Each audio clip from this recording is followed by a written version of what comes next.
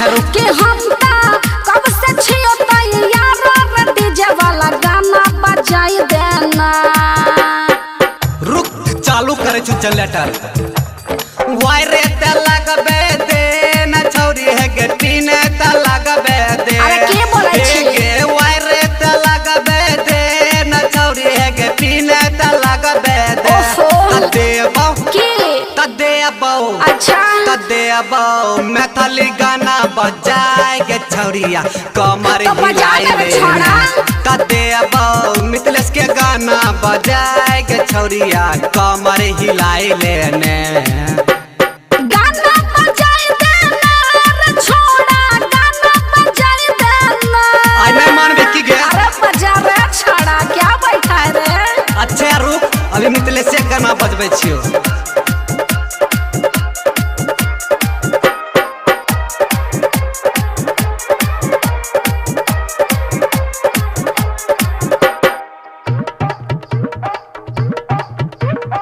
सोलह के उम्र छिके कम से न जवानी लगई बठम का चुबाई दे पानी। ई बात अच्छा सुन बोल लगे। अरे 16 के उम्र छिके कम से न जवानी लगई बठम का चुबाई दे पानी। ई ले लिपस्टिक लगाई ले गे होंठ में। अच्छा ई ले लिपस्टिक लगाई ले गे होंठ में चोचला राई ले। ओ माय गॉड हे गे चोचला राई ले। देबो देबो मैथिली गाना बजाए के छौरिया कमर हिलाई लेने। देबो मिथिलेश के गाना बजाए के छौरिया कमर हिलाई लेने। गाना बजाई देना रे डीजे वाला गाना बजाई देना। अरे बजा रे छोड़ा अब बेसी गर्मी चगलो की गे।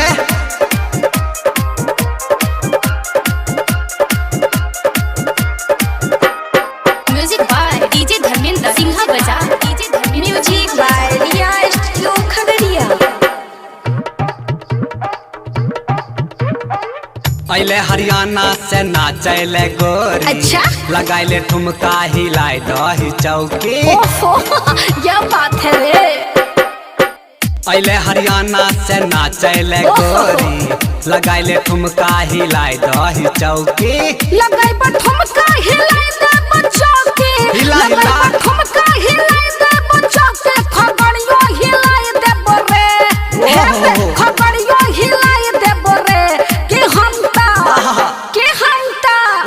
के हम कब से छियो तैयार रे छोड़ा गाना बजाई देना। के हम कब से छियो तैयार रे छोड़ा गाना बजाई देना। वायरे ते लगबे दे न छौरी है गे पीने ते लगबे दे। हे गे अभी आधे पीन घुसले पूरा घुसबे दे।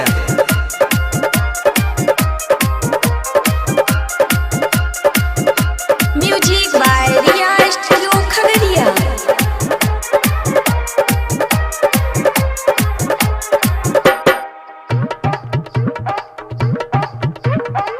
राइटर प्रेम लाल पड़ल रहे पीछा। कतिल गया करो नाही पूरलियो हम इच्छा। किया गे अरे बुझले नहीं गे आ केना बुझबो।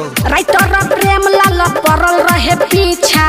करो नाही पूरलियो हम इच्छा। कब से कहै छियै पुराई दही कब से कहै छियै पुराई दही। अच्छा जियरा चुराई दही ने।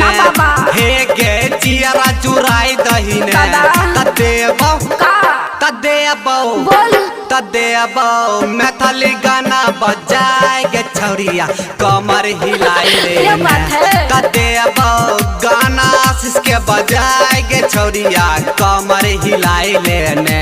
बजा बजा